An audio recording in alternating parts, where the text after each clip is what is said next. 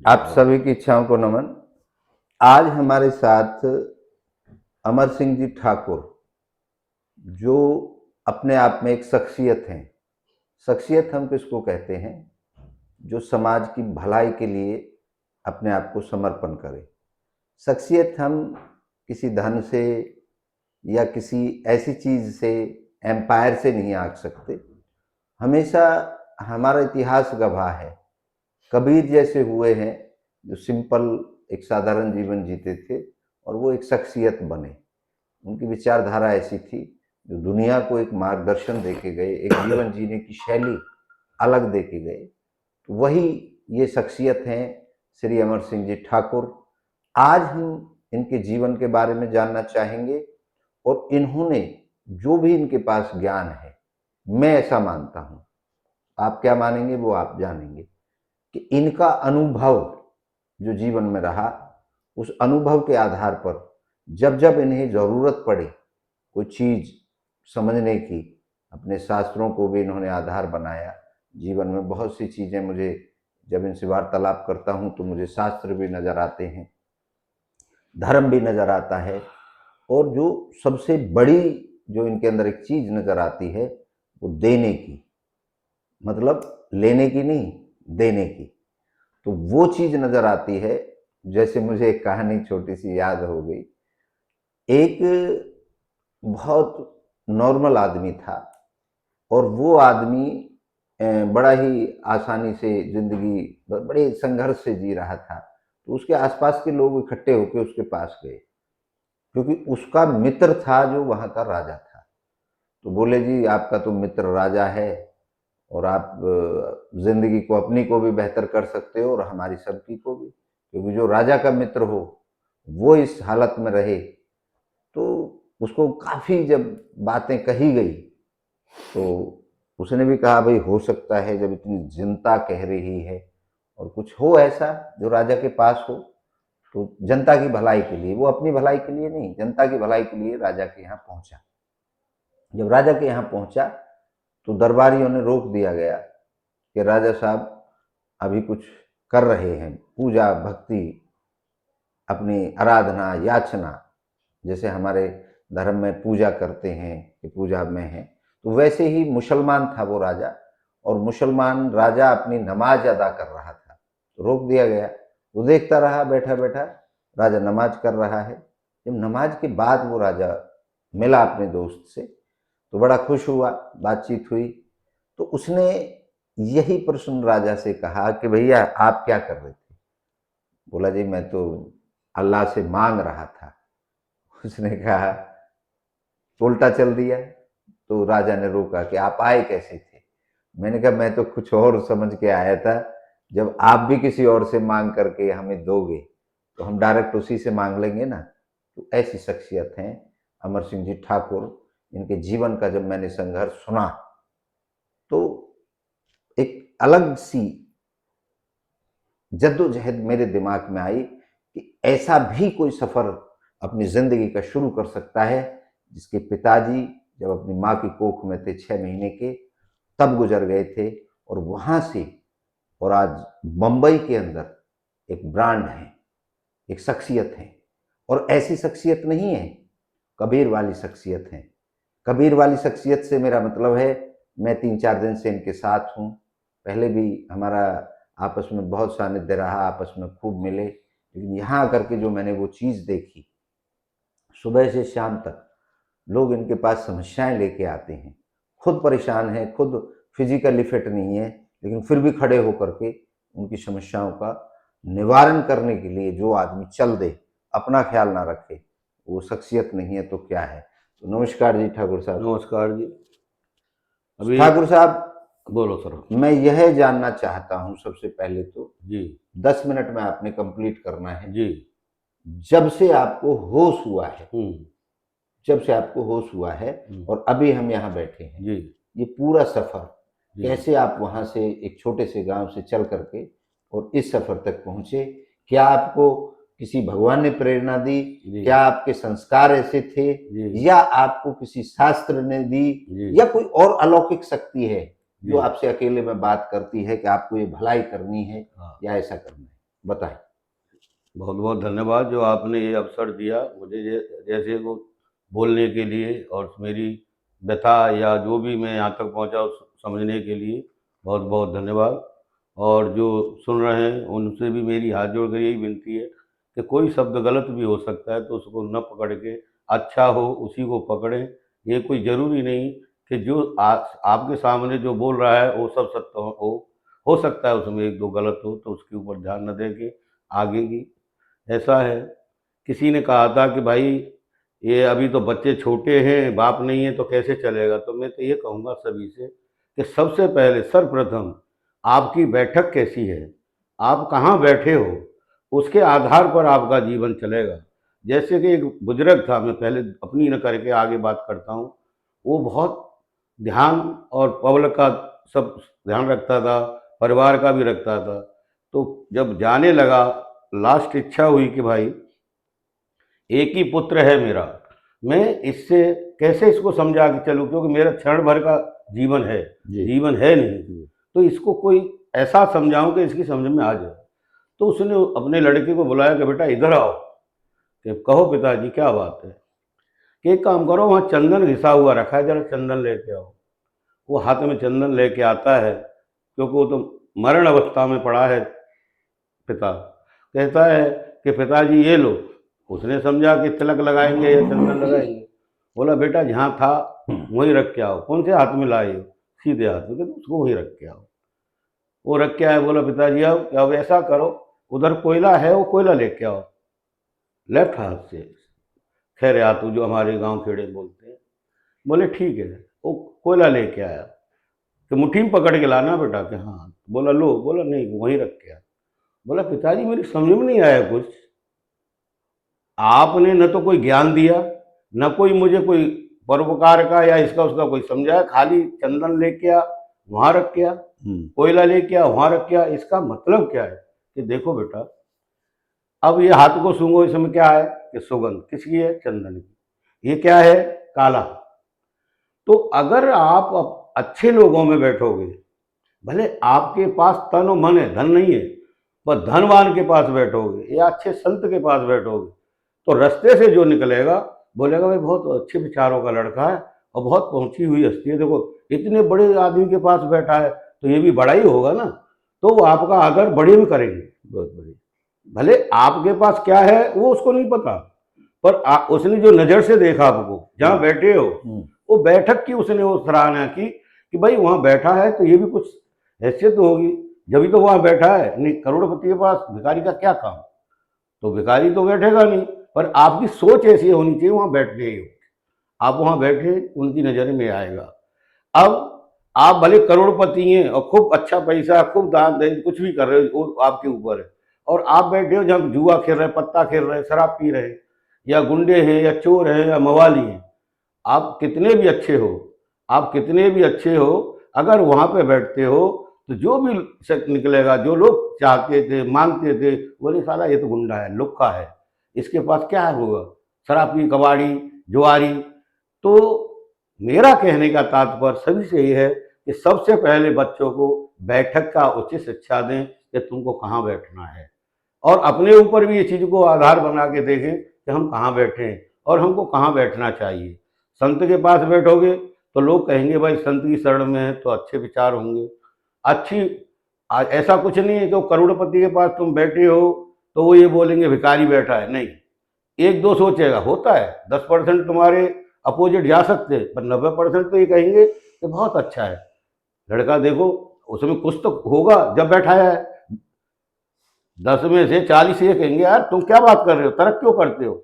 अगर उसमें कुछ नहीं है, पर बैठा कहाँ है वो तो देखो, उसके पास कुछ तो खासियत होगी जब बैठा है। 50% ये बोलेंगे यार सब कुछ गुण है जब भी उसने बैठाया है, नहीं तो जैसे राजेंद्र देव महाराज है भाई, संत सुरक्षा राष्ट्रीय अध्यक्ष जिनको कहा जाता है, 3 करोड़ उनके फॉलोअर हैं, तो उसे कहाँ बैठेगा?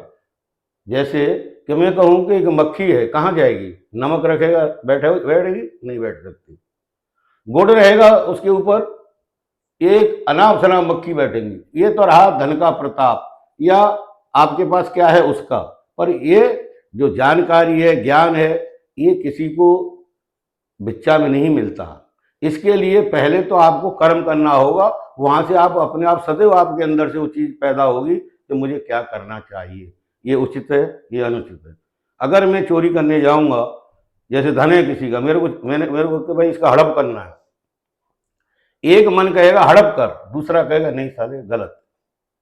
क्योंकि हर एक चीज मानो या नहीं मानो, बोलते हैं भगवान ही, मैं कहता हूँ भगवान है और प्रत्यक्ष है, परम उसको समझना पड़ेगा।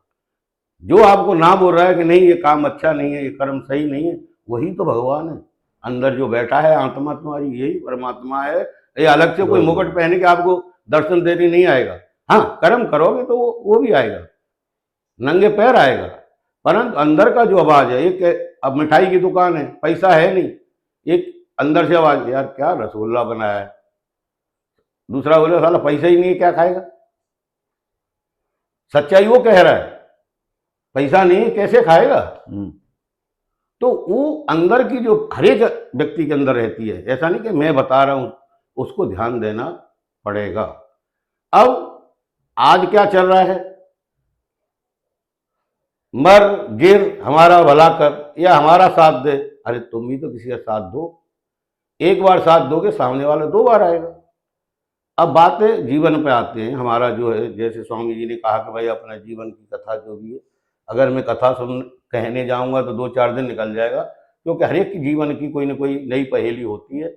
मेरी पहेली थोड़ी अलग थी कि भाई पिता 6 महीने का गर्भ में माता के मेरे को छोड़ा,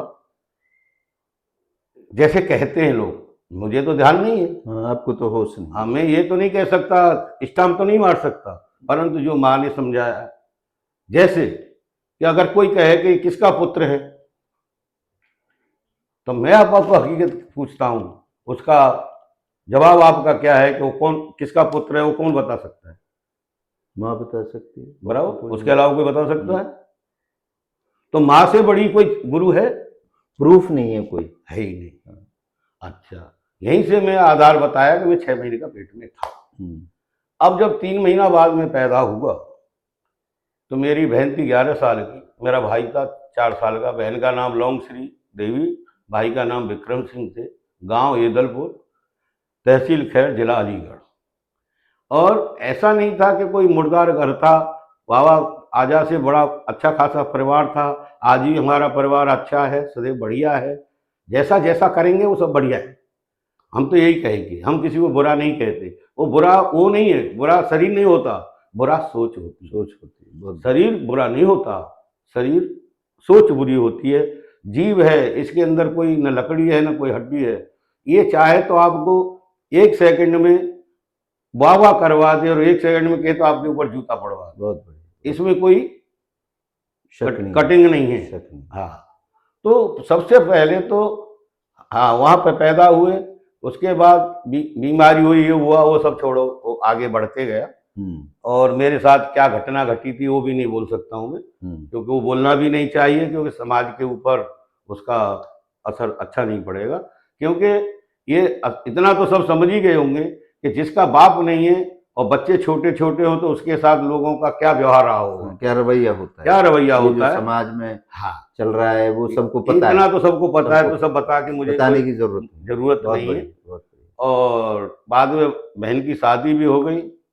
हम जब 10 साल के हुए, तो हमको क्या था, जमीन तो 80 बीघा थी हमारे दोनों भाई के साथ, क्योंकि 320 बीघा जमीन हमारे बाबा की थी, उसमें हमारे पिताजी 4 थे, हम और 300 दूसरे हमारे जो बाबा थे उनका नाम नत्थी सिंह था, उनके भाई जो थे उनके नाम और नत्थी और अरे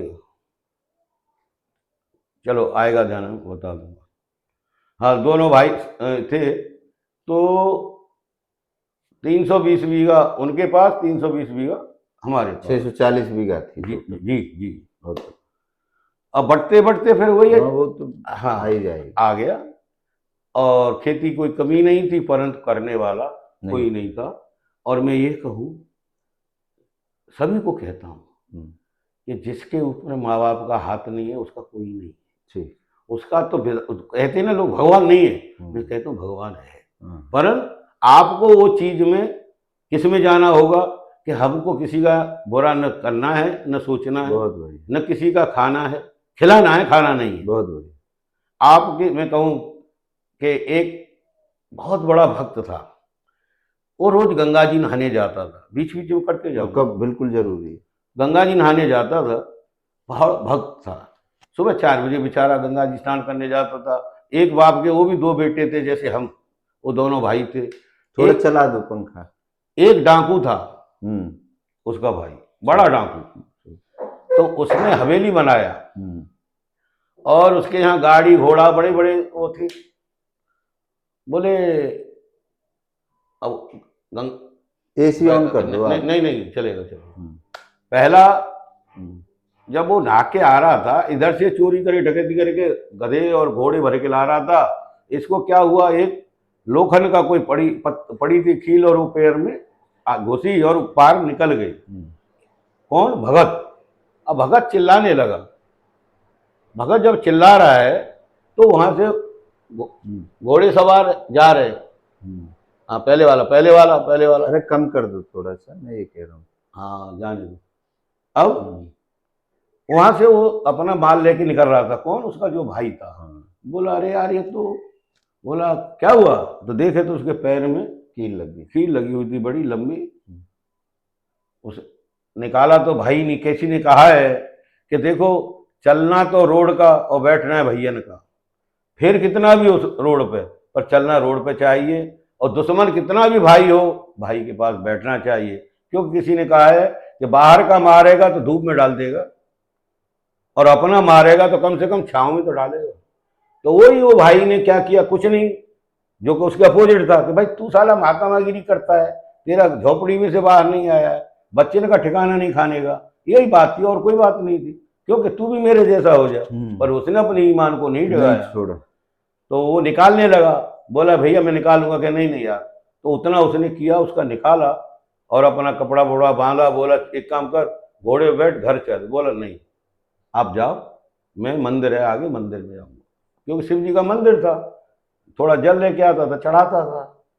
तो आके जल लेके शिव जी को बैठा है और आंखों से उसके आंसू आ गए और बहुत विचलित होकर बोला हे प्रभु, मैंने एक दिन आपका ये नहीं छोड़ा है कि गंगा स्नान करना है और आपको स्नान कराना है। 4 बजे पर डे में उठता हूं और मेरे बच्चों को निवाला कभी है कभी नहीं है। भिक्षा में जाता हूं, कभी कभी धक्का मार के लोग भगा देते हैं। और एक मेरा भाई, सगा भाई है, मेरा बाप मेरी माँ एक, हम दोनों भाई, वो डकैती कर करके वो हवेली बना के खड़ा है। तो क्या तेरी पूजा करने का यही फल है जो मुझे मिला? भगवान साधे साक्षात दर्शन दिया है उधर।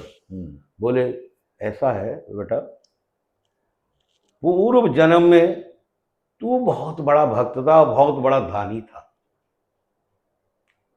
ये सॉरी, बड़ा भाई जो डकैत वो बड़ा दानी था। और तू जो ये कर रहा है वो तू करता था। ठीक, बहुत बढ़िया। तो उसकी बैंक में अकाउंट में जमा बहुत था। बंद कर दो। बहुत जमा है और तेरा अकाउंट 0। फिर भी जिस दिन, अभी अगर ये डकैती नहीं किया होता तो ये राजा बनता, इसको राज तिलक होना था। डकैती से, हाँ, वो अपना कर्म में गलत आ गया। अगर ये भी तेरे जैसा करता तो तेरे जैसा नहीं रहता, ये एक राजा होता। क्योंकि इसका इतना जमा था मेरे पास कि मैं भी चाह रहा था कैसे भी इसको हटाओ, मैं कहां तक ढोऊंगा। और तुझे तो फांसी थी, ये तो खाली कीला लगा है। ये तो कील पे यानी कितने पहले लोगों को मारा, कितने मरे, कितने मर्डर हुए, कितने का धन खाया, तो उनको कौन देगा? तुझे देगा, तू ही देगा। तो भाई मैं सभी से हाथ जोड़ कहता हूँ कि एक जन्म का कर्म नहीं लगता है। कोई कहता है, कुछ लोग कहते हैं अरे अमर सिंह ने इतना बड़ा मंदिर बनाया था, मैं आगे वीडियो यही डालूंगा ही। कुछ लोग कहते हैं अरे इतना बड़ा काम किया फिर इसका लड़के कैसे खत्म हुआ। अरे भैया ये मृत्यु लोक है, इसमें अरे इसमें ये बताओ, भगवान राम अवतार लिए, अगर उनका चाहते तो उनका पिता खत्म होते? क्यों खत्म हुए? क्यों शरीर छोड़ा? प्रोसेस है, प्रोसेस प्रोसीजर है वो, सबके साथ होगा, सबके साथ होगा। ये मृत्यु लोक है। जाएगा। कृष्ण भगवान के समक्ष सामने सामने उसका भांजा मारा गया, अभिमन्यु। सब खत्म होगा। है तो महाभारत में कहते भाई सबको वो बचा रहे हैं पांडवों को, तो अभिमन्यु को क्यों नहीं बचाया? क्योंकि अभिमन्यु को जाना ही था, उसका पूर्व जन्म का वो कर्म है। बहुत बढ़िया। उसके हिसाब से उसको मरना था। उसने जिनको मारा था 10-20 इकट्ठा होकर, उसने भी तो 20 को मारा था ना, तो इसलिए उसका यहाँ पे वो हुआ। अब वहां कौन समझावे उनको? कन्हैया कह रहे हैं अर्जुन, कोई ये दुनिया न तो कोई माँ है न आनी जानी है, जानी है। और जैसे चलता जोगी और बहता पानी, ये सबसे श्रेष्ठ रहता है। योगी को भी एक जगह बैठना नहीं चाहिए और पानी को भी नहीं एक जगह रुकना चाहिए। हाँ, तो गंदा हो जाएगा, बदबू आ जाएगी। हाँ, जैसे नहर बह रही है और गंगा का बर्फ पड़ा हुआ है जबरदस्त, अब वहां लाइन लगी हुई है और गंगा में से नहर निकल रही है, कई नहरें बड़ी बड़ी, और हमने प्रत्यक्ष देखा है। तो कुछ लोग कह रहे हैं कि भैया इधर नहा ले। बोला हाँ यार बात तो सही है। अब देखो वो गंगा में नहीं नहा रहा, वो बोलता नहीं गंगा में नहाऊंगा। एक दो ऐसे थे आलसी जैसे समझो, या भक्तगण जैसे, बोले यार पानी तो यही है ना, वही तो गंगा जल ही तो इधर आ रहा है। अब दोनों गंगा जल लेके आए, गंगा जी वाला भी लाया, नहर भी वाला भी लाया, परंतु उसमें कीड़े पड़ गए और उसमें कीड़े नहीं पड़े। बहुत बढ़िया। देखो एक ही पार पे खड़े हैं, वहां से पानी खाली डिवाइड हुआ है, बस पानी वही है, नाम नहर हुआ है, आंखों से देख रहा है। इसलिए मैं सबको कहता हूं आंखों का देखा हुआ सत्य नहीं मानना कभी किसी का, और कानों का सुना हुआ। आंखों से देख रहा है पानी आ रहा है, परंतु वो जल में कीड़े पड़ गए, उसमें नहीं पड़े। क्यों? क्योंकि वहां पे लोगों की आस्था है, और हजारों बरस तपस्या करके जो लोग लेके आए, और वहां से जो वरदान मिला गंगा को जिससे आए, ऐसे तो नहीं आई थी। अब कर्म की बात आ जाती है। हम जैसे ही बड़े हुए तो हमारे को लगा कि भाई हमारा खेती क्यारी कौन करेगा, क्योंकि जिसको देते वो कोई अनाज देता है, कोई नहीं देता है। हमारी माँ विचलित तो होती थी। कोई जिसकी पति नहीं होता है ना, वो पत्नी की क्या दुविधा होती है, क्या उसको दर्द होता है, वो मैंने देखा है, अनुभव किया है, और माँ के दर्द को देखा है कि विधवा का जिंदगी कैसी होती है। भले वो सोने की हो, अंदर से कितना भी साफ सुथरी हो, परंतु अब देखो छोटे बच्चे हैं और उसको कोई बाजार का काम है, मैं फैमिली में बात करूंगा, बाजार का काम है, तो विधवा जेठ है या देवर है ये नहीं देखेगी। वो बोलेगी भैया आप जा रहे हो तो हमारी ये चीज ले आना, ये सामान ले आना, क्योंकि मेरे बच्चे के लिए गुड़ नहीं है, दूध नहीं है, जो भी है, हजार चीजें हैं। अब वो घर में पैसा दे के निकल रही है, पड़ोसी देखा, बोला देखा बहन जो यहाँ सेट है, मजे कर रही है। विचार इसका भी उत्तर दूंगा, वीडियो लंबा हो भले हो, अरे उससे इसका जवाब आएगा, आगे आएगा कहानी। तो हमारी माँ फिर भी किसी को भगत के हमने नहीं सुना कि उसने किसी को गाली दिया। बहुत बढ़िया। जो कि हम कहते थे कि माँ ऐसा है तो साल इन्होंने दे पत्थर, बोली बेटा इसका पत्थर तो वही देगा जिसने तेरे को पैदा किया बिना बाप के। क्या कहा? बिना बाप के जिसने तेरे को पैदा किया पत्थर तो वो देगा, हम नहीं देंगे। ठीक है माँ, हमने बैल लिए 10 साल की उम्र में, बच्चे का खाने की और पीने की उम्र होती है, और ये भी बैल लेके हमने 25 बीघा जमीन स्टार्ट किया। भाई कुछ करता नहीं था, वो तो बोलता मैं पढ़ रहा हूँ। 4-5 भैंस हमारी माँ रखती थी, जो सुबह दूध चलाने के टाइम पे चला पियो, फिर 2 घंटे बाद दूध पियो, उसके बाद एक आध रोटी देती थी, फिर रात को दूध पियो। और वही मेरे कम से कम 25 एक्सीडेंट हो चुके मास्टर में। ट्रेन से मैं गिरा, गाड़ी से मैं ठोका। हाँ एक चीज और है, गाड़ी से मैंने किसी को नहीं ठोका आज तक, लोगों ने मेरे को नहीं छोड़ा, कितनी बार ठोका, पैर टूटा, हाथ टूटा, कभी ये टूटा, परंतु आज बैठा हूं। ये उसी की माँ की कृपा। बाप का भी श्रेय है भाई, किसी ने कहा है खेती में जो बीज डालेगा किसान वही माना जाएगा। तो मैं बाप को भी अब आप जब मरी गए बेचारा, पर उसको दरकिनार नहीं कर सकता नहीं हूँ कर ना, सकते, जरूरी उसका ये शरीर है दिया हुआ। एग्जैक्टली खून है उन्हीं तो का है। उसको दरकिनार तो नहीं कर सकता हूँ। हाँ, पर मेरे को माँ का प्यार मिला, बाप का नहीं मिल पाया। हाँ, वो प्राकृतिक दुर्घटना हो गई, मर गए, तो हाँ, अलग चीज है। तो हल जोतना हमको नहीं आता था।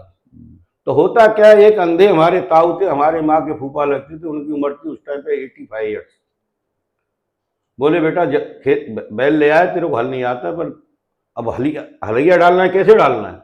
तो अंधे होके एक मेड़ पर अपनी लाठी ऐसे 10 नापते थे, 10 लाठी नाप के और वहां पे वो रख देते थे मट्टी। फिर दूसरी लंग जाके वहां पे जाके 10 लाठी नाप के वहां खड़े हो जाते थे, बोलते थे बेटा लगा दे मेरे ऊपर, आज वो जिंदा नहीं है, पर महागुरु हो। बहुत बढ़िया। अंधे थे 85। लोगों ने तो उसमें भी फिल्म लगाया था, करे फूफा से सेट होगी, वो लगाते हैं, सेवा किया उसकी, क्यों कि उसका कोई था नहीं, सेवा किया सब, कोई भी नहीं, माँ को कोई टेंशन नहीं। ऐसा करके मेरे को उन्होंने सिखाया चलना, माँ ने उंगली पकड़े चलना सिखाया, पर संसार में कैसे चलना है, हल ही नहीं, उन्होंने सिखाया, संसार में कैसे चलना है वो अनुभव था 85 साल का। हाँ, उन्होंने सिखाया।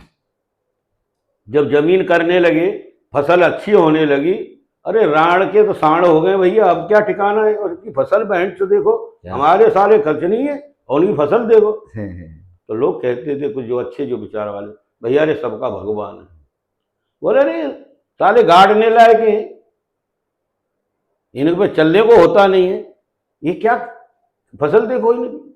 फिर बीच में से काट के लाते थे रात को। बहुत मेरे साथ हुआ है। आज वो नहीं रहे जो लाते थे, रहेंगे नहीं। और देखने वाले हैं, जानते हैं, पर नाम न लेके यही कहूँगा कि ये सृष्टि है, इसमें बदलाव होता है, अच्छे बुरे सभी आते हैं। सब। हाँ, क्योंकि ऋषि कश्यप और दिति अदिति 2 पत्नी थी, वही स्टोरी पे आ रहा है। और अब ये कहें कि भाई जो अच्छी औरतें और पति पत्नी होते हैं उनको देवता के समान पुत्र होता है?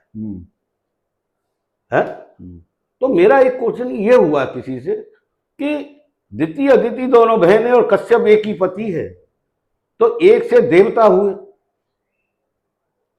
हैं सब, और एक से राक्षस हुए, ये क्या चक्कर? ये क्या चक्कर है? तो क्या वो पतिव्रता नहीं थी? अदिति पतिव्रता नहीं थी क्या? पति तो वही है। तो देव, एक बार बोल रहे हो भाई, पतिव्रता औरत को देव समान पुत्र होते, देव हुए, तो पिता तो वही है। अब मैं ये संशय में हूं कि भाई पिता वही है तो फिर राक्षस कैसे हुए? जवाब हम दे देंगे। हाँ, नहीं वो जवाब आपको मिल गया तो बढ़िया। नहीं वो जवाब मैंने दिया। अच्छा, दिया तो अच्छी बात, और नहीं है तो आप दोगे तो और अच्छी बात है। आप दीजिए, उसका जवाब भी दीजिए। हाँ, ये क्या होता है कि पहले से ही राजा महाराज जो भी थे, बड़े संत थे, बड़ा जैसे आज बोलते हैं महाराज पंचांग देखो, इसमें बच्चा पैदा हुआ है, ये कैसा हुआ है, तो पहले पंचांग पहले से देखते थे कि ये इस टाइम पे हम भोग करेंगे तब ऐसा बच्चा होगा। यही है। हाँ, तो जवाब तो मेरा कहीं गलत हो तो बता देना। तो उसको क्या हुआ, शाम को नहीं मेरे को तो अभी भोग करना है। तो ऋषि कहते हैं हे मेरी धर्मपत्नी, हे मेरी प्रिया, इस टाइम पे भोग करेंगे तो पुत्र जो है अनायास होगा, मतलब राक्षस प्रवृत्ति होगा कि मुझे ऐसा ही चाहिए जो ये इंद्रासन पे बैठा है, इसको मार के नीचे उतारे भाई, मुझे ऐसा पुत्र चाहिए कि इंद्रासन पे जो बैठा है इंद्र, ये भी पुत्र तुम्हारा है, और मुझे ऐसा चाहिए, ऐसा दो जो इसको मारे और उतारे। बोला देख, उतार तो देगा पर कुछ समय के लिए, बाद में उसको मरना पड़ेगा, तो क्यों कार्य करने का? बोला नहीं, अब त्रिया हट और बाल हट और राज हट, ये 3 हट सबसे वो बताई गई। तो इसमें एक हट त्रिया की भी सम्मुख की, दोनों टाइम मिले हुए, इधर सूरज अपने घर को जा रहे हैं, उधर चंद्रमा उदय हो उदय हो रहे हैं, इसको बोलते हैं दोनों टाइम में दोनों टाइम में। जब वो बीज स्थापित होगा, अब जैसे बादल भी हो रहा है, गड़गड़ा रहा है, और आप बीज से गेहूं कितना भी महंगा ला के बो दो और रात को बारिश पड़ जाए तो क्या वो फसल होगी? बीज कहीं नहीं जाएगा, बीज अंदर रहेगा, परंतु ऊपर जो है उसके पपड़ा पड़ जाएगा, और जो पपड़ा पड़ेगा उसको कुल्हा जो है वो छोड़ नहीं पाएगा, जोर खूब मारेगा। आप वो तो नीचे अपनी ताकत लगाएगा। और उंगली से देखोगे तो वो जो कुल्हा है ना, ओम जी, जो कुल्हा है ना, वो ऐठरा गुड़मुड़ी माला, गुड़मुड़ी हमारी भाषा में कहते हैं ऐठन। ऐठन बोलो तो एक है, मैं फाड़ दूंगा सब है, लेकिन फटेगा, ऊपर जा नहीं पा रहा है, परंतु अंदर अंदर वो घूम रहा है वो तो अपना काम पूरा कर रहा है ना। तो ऐसे ही तो राक्षस पैदा हुए फिर, अहंकार। अहंकार। पर अगर वो बादल को देख के किसान बीज बोएगा तो फिर वो गया। बहुत सुंदर, बहुत सुंदर। ये आपके ज्ञान को धन्यवाद करता हूँ। यही सृष्टि का नियम है। Exactly. अब हम आ जाते हैं फिर अपनी तरफ लौट के। हमारा जब 15 साल की उम्र हुई तो शादी ऐसा देखा जाए तो मेरी ससुराल में ही हुआ, मेरे गांव में नहीं हुआ। क्यों? कि पहले क्या होता था कि एक भाई के साथ दूसरे की शादी होती थी तो गांव में उसकी सगाई लगन नहीं होती थी, उसको ससुराल में ही उसका सब क्रिया तेल वेल चढ़ा के जो भी करना चढ़ा के वही कर दिया, है ना। होता था। तो कुछ लोग कहते हैं यार साला इतना अभागा कि उसको तेल नसीब नहीं हुआ। अरे मैं ये कहता हूँ प्रभु ये सोचो कि जो तुमको रोज माँ बहन मिलती हैं वो तो रोज तुमको दुलार करती हैं, ये कोई नया तो नहीं हुआ।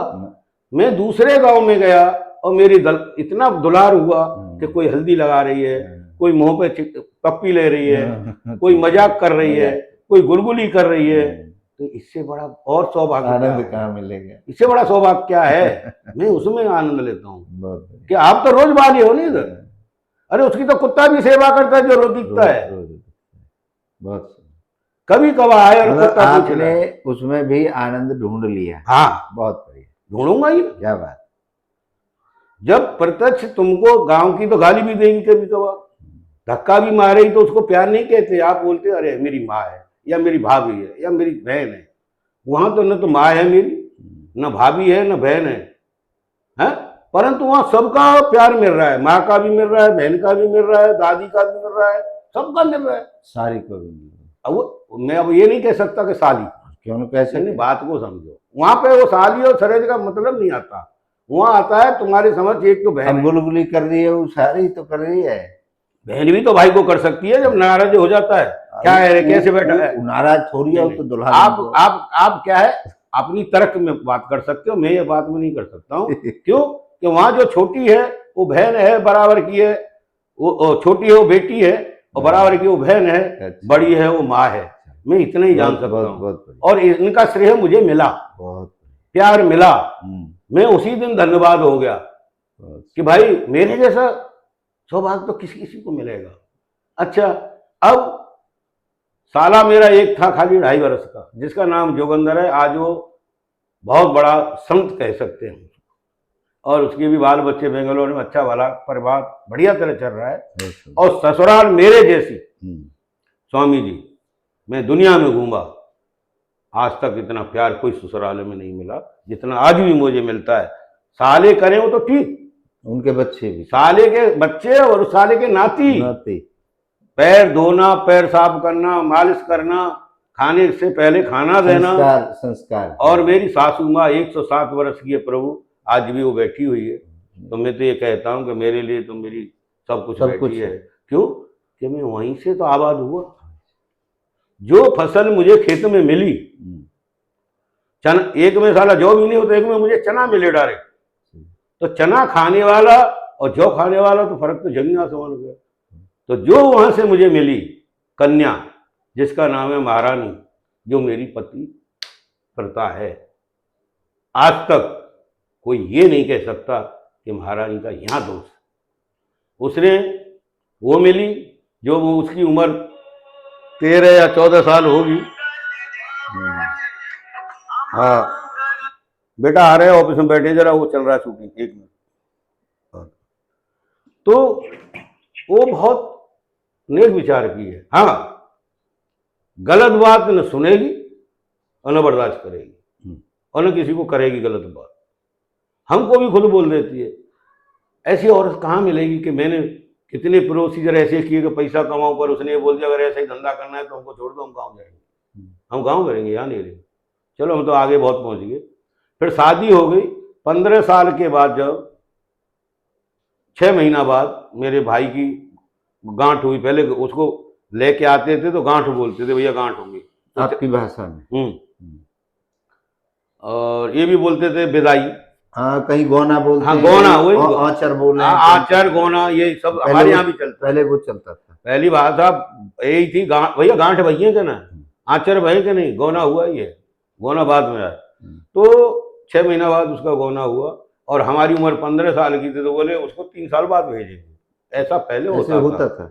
बालकन के ब्याह भेजा है, हाँ, हाँ, तो वे शौने है जाए, समझदार भेजा है थोड़े से। हाँ। अब जब जैसे 6 महीने हमारे भाई का गोना हुआ, भाभी विदा होके गई, हमारी माँ भी खत्म हो गई। अच्छा, 6 महीने बाद? हाँ, उसके पहले हाँ खत्म हो गई, पर हमारी बहन की शादी करके खत्म हुई थी जब मैं बहुत काफी छोटा था। तो अब तो आप दोनों भाइयों की भी शादी हो गई? हाँ, अब सबकी हो गई है। माँ तो शादी करके गई है? हाँ, तो माँ तो बहन की शादी मात्र में 7 साल का था जब, या 6 साल का था जब बहन की शादी हो गई। 5 साल का होगा क्योंकि 11 का था जब पैदा हुआ, 5 वही 15-16 साल की का। जो कि हमारे जीजा यहाँ पे बॉम्बे में थे, उनका नाम रामवीर सिंह था और बहुत अच्छे नेक इंसान थे। उनके भी 3 बच्चे थे। आज मेरी बहन है, मेरे समझ जिंदी है, रहती है, बढ़िया है उनकी। हाँ, तो वहाँ से होता क्या है कि जमीन कर रहे हैं हमको कोई किसी से कोई लेना देना नहीं, पर कुछ लोगों से ऐसे संवाद होते थे तो हमको बर्दाश्त नहीं। घाव देते थे, टोचन, जैसे जिसके कोई घाव पे हर वक्त उंगली रखेगा तो उसको बर्दाश्त नहीं। कभी ना कभी तो वो रिएक्ट करेगा। अब हमने जिदे पे उसका जवाब दिया, कुछ जैसे हो गया जैसा। हमारे भाई जो है हमको लाठी लेके मारने भागे। हाँ, उनको पता था वो आपसे ज्यादा समझदार थे, भैया या मार मुड़ देंगे। हाँ, तो हम बोले अमर सिंह फिर ये जिंदगी बेकार है, कोई मतलब दब के जीना। तो हम बॉम्बे घूमने के हिसाब से आए थे पहले बहन के पास। तो मेरा क्या हुआ था, टेटनस हो गई थी 7 साल की उम्र में। तो टेटनस बोलते थे जो कि आदमी ऐसा कैसा रह जाए। अच्छा, हाँ, टेटनस हो गई। पहले घर कुंदी के रहते थे, नीचे कुंदी लगती थी और ऊपर। तो मेरी बहन ने मजाक में धक्का मार दिया था और वो मेरे सर में लगा और टाइटनेस हो गई। धनेश भाई भी बोले करे। हाँ, जो भी है, हड्डी एकदम कड़क, दांत ही बिछ गई। लेके गए तो उस टाइम पे डॉक्टर ने बोला भैया अलीगढ़ ले जाओ। मेरी माँ रोने लगी, बोली मैं विधवा हूँ, मेरा बच्चे ऐसे कैसे, डॉक्टर साहब बताओ। बोले वो जमाने में वो इंजेक्शन 500 रुपये का एक आता था टेटनस का। हाँ, ये बात है 61 की। अच्छा, हाँ, 62 ऐसा कुछ। तो मेरी माँ, अब पैसा ठीक है करो, इंजेक्शन कितने लगेंगे? 5। ठीक है, भैंस बिकी, गाय बिकी, उस टाइम पे 1000 रुपये में बढ़िया बढ़िया भैंस बेची गई। कहने मात्र है कि एक इंजेक्शन रह गया, फिर बोले ठीक हो जाएगा जाने। तो यहाँ पे मजबूरी, हाँ, मजबूरी समझो, जो भी है मजबूरी। हाँ, अब यहाँ पे हम गए, बम्बई आ गए। तो बम्बई में हमने क्या देखा कि यहाँ कोई किसी से मतलब नहीं रखता है। कम से कम रखता। हाँ, हमने ये देखा, कोई कहे यार ये तो अरबपति है। अरे यार, अरबपति है तो इसको तो कोई मतलब ही नहीं है किसी से। ये गरीब है, इसको भी किसी से मतलब नहीं, क्योंकि सुबह जाता है फावड़ा लेके, शाम को घर आता है, खाना पीना कर सो जाता है। झमेले कोई झमेला नहीं गांव की तरफ। गांव में झमेले, वहां पे चौपारे पे को, अरे उजारो राणो को माधर। भैया यहाँ तेरे को ये सुविधा मिलेगी, ये ना कहने, यहाँ कहने वाला सुनने को नहीं मिलेगा। और अगर मेहनत किया जाए तो यहाँ कुछ कर सकता हूँ। जो मैंने वहाँ रात भर हरा का 10 बीघे 12 बीघे जमीन जोतना, एक हर से खाने का काम नहीं, कोई काट के ले जाए जब पक जाए, और रात को काट लेंगे। तो यहाँ तो भाई कुछ करना पड़ेगा। 4-6 महीना इधर उधर हुआ, फिर गांव चला गया, फिर आया। तो भाई बोला देखो तू नहीं मानेगा तो एक काम बन, न तेरे को कोई रिश्तेदार से कर्जा लेना है और न रिश्तेदार के यहाँ काम करना। बहुत बढ़िया। ठीक है। तो हमने अपने जीजा से कहा, जीजा ऐसे ऐसे बात, तो एक पानी, हमारी जीजा की एक आइसक्रीम की गाड़ी लगती थी, नेचुरल, अभी तक मैंने किसी को बताया नहीं, आइसक्रीम की गाड़ी लगती थी अंधेरी जू पे। वहाँ एक महेंद्र पाव भाजी वाला था, उसके यहाँ लाइन लगती थी महेंद्र पाव भाजी वाला। तो मेरे जीजा उसको बोले कि भाई हमारा साल आया है, तू उसको नौकरी पे लगा दे, रख ले अपने पास, रख ले भाई अपने पास। और मेरे को ये था कि कुछ हाथ में पैसा है जब कुछ करूँ, जब कुछ करो। हाँ, तो मैंने जिंदगी में कभी सिल बटना देखा नहीं था। वो तो ले हरी मिर्ची और वो पान, उसका पाव भाजी का धंधा था, चटनी बेल, पीस पीस, आलू इतने उबालने का, उसको छील छील करे। लगे, और भी लड़के थे उसके। तो हुआ क्या, एक दिन भगो इतना बड़ा वो था, उसमें आलू भर रहे थे, मैं आगे से पीछे को ऐसे हटा, ध्यान नहीं था, जड़ उसमें गिर गया पीछे से। तो पूरे तीसरे दिन वो पूरा हिस्सा पीछे का जल गया। जल गया। मैं बोला अमर सिंह, ये तो तेरे को भाई जो थोड़े बहुत अंश रह गया गलती का वो निकलेगा। मैंने अपने मन, जब भी मेरे दिमाग में आता कि कुछ तो है, हाँ, कुछ गड़बड़ी वो निकल रही है, कि जो गड़बड़ हुई थी पिता नहीं देख पाया, और गड़बड़ी कुछ थी तो माँ नहीं देख पाया, फिर अब और है तो वो भी निकल लेगी, निकल लेंगे। मैं हताश नहीं हुआ। परंतु मेरे जीजा बोले अमर अब तू गांव चला जाए। कुछ दिन लेप वेप करवाया, वहां पे हॉस्पिटल जाते थे, करवाया था, गांव में नहीं इधर ही। अच्छा, गांव में तो वहाँ कहाँ, जल गया था ना पीछे, अब हॉस्पिटल में गया, लेकिन ठीक हो गया, क्योंकि खून चालू, जब नया खून रहता है जल्दी ठीक हो जाता है।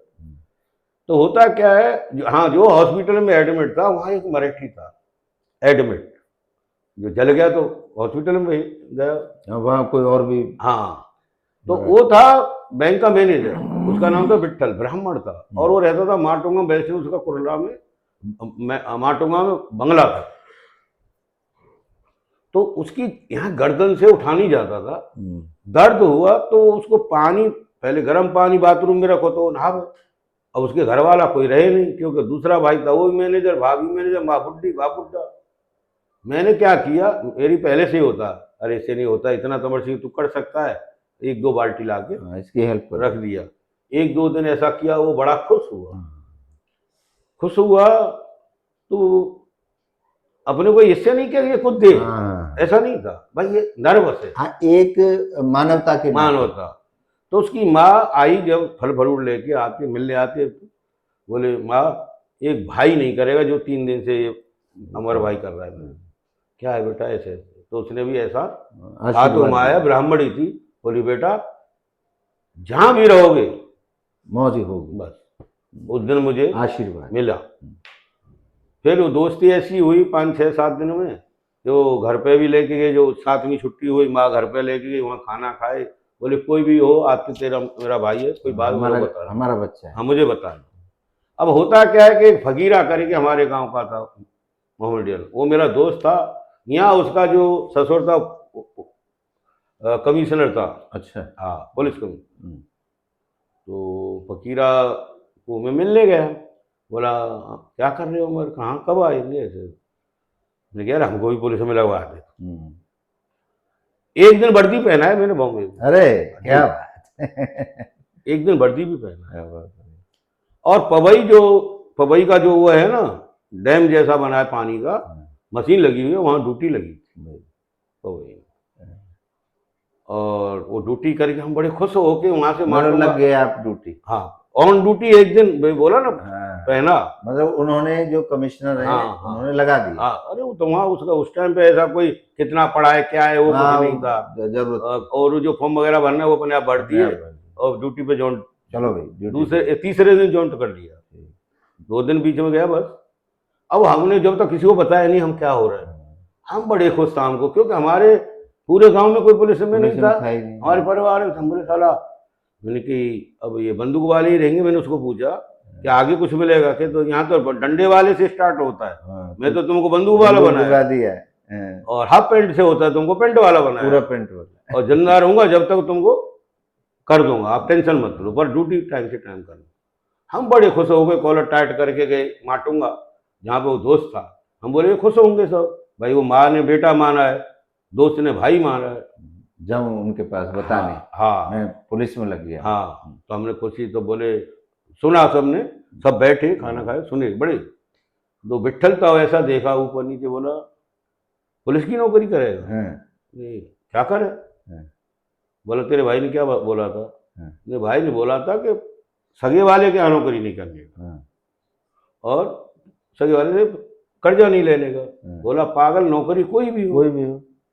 वो कुछ तो सरस्वती ने कहा होगा उनको, नौकरी नहीं करना है, नौकरी चौकरी गर्ज पड़ी तुम्हारे, कहावत है वो। बोला बहुत तो तेरी कुछ गरज है? हाँ, मैंने कहा, नहीं ऐसी गरज कि भूखा मर रहा है? मैंने नहीं, गांव में कुछ नहीं, बहुत कुछ है। हाँ। फिर क्यों? तो नौकरी क्यों? क्या करे? धंधा कर। अब धंधा क्या करे? हमारे माँ बाप ने कभी नहीं, दादी ने नहीं हाँ, किया। कभी हमारा है ही नहीं। यहाँ हमारा जीजा है, वो उसमें हाँ, सरकारी नौकरी। नौकरी है, और फूफा है उसकी कंपनी है, तो वहाँ नौकरी नहीं कर सकता हूँ। कि तो तू कपड़े का धंधा लगा। वही। मैंने कहा तो कपड़ा बेचूंगा कहाँ? बोला मेरी दादा की दुकान है उसके सामने लगा ना, नीचे रोड पे भी। मैं बोला अब इसको कैसे बोलूँ तू पैसा दे? ये तो नहीं बोल सकता हूँ। बिल्कुल ठीक, बहुत बढ़िया, हैं? बहुत बढ़िया। अब उधर से हम चले आए, फिर यहाँ भाईंदर है अपना बॉम्बे में, जहाँ आज मैं रहता हूँ, पहले हम हमेशा रहते थे। तो यहाँ पे एक हमारे रतनलाल अग्रवाल थे, उनके दो पुत्र थे, लक्ष्मीचंद और महेश। ये जट्टारी के रहने वाले, और वो मुझे अच्छी तरह जानते हैं, उनकी किराने की दुकान थी। तो उतने ही में एक होटल चलाने को मुझे मिला।